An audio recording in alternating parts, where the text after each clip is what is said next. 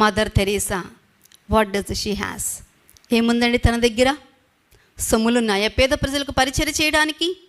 కానీ ప్రపంచవ్యాప్తముగా మదర్గా తన టైటిల్ ముందు వివాహం చేసుకోలేదు, ఈ లోకానుసారముగా బిడ్డలు జన్మించలేదు. కానీ మదర్ అనే టైటిల్ని పొందుకుని నేటికి చరిత్రలో చిరస్థాయిగా గుర్తింపు కలిగింది. What does she has? తన దగ్గర ఏముందండి?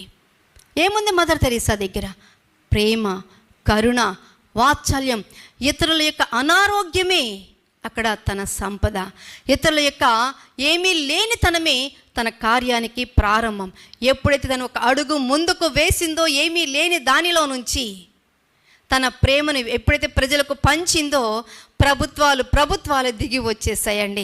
లెప్రసీ సెంటర్స్ వచ్చేసాయి, ఎన్నో రకాల ఆశ్రమాలు ఏర్పాటు చేయబడ్డాయి. నిర్భాగ్యుల కొరకు ఎన్నో గొప్ప గొప్ప గృహాలు నిర్మాణం చేసి అప్పటి నుంచి ఇప్పటికి అనేక దేశాల్లో ఆ సేవ కంటిన్యూ అవుతూనే ఉందండి. అదండి దేవుడు అంగీకరించేది, అది దేవుడు చూస్తూ ఉండేది, అదే పరలోక రాజ్యంలో మన స్థానాన్ని స్థిరపరిచేది.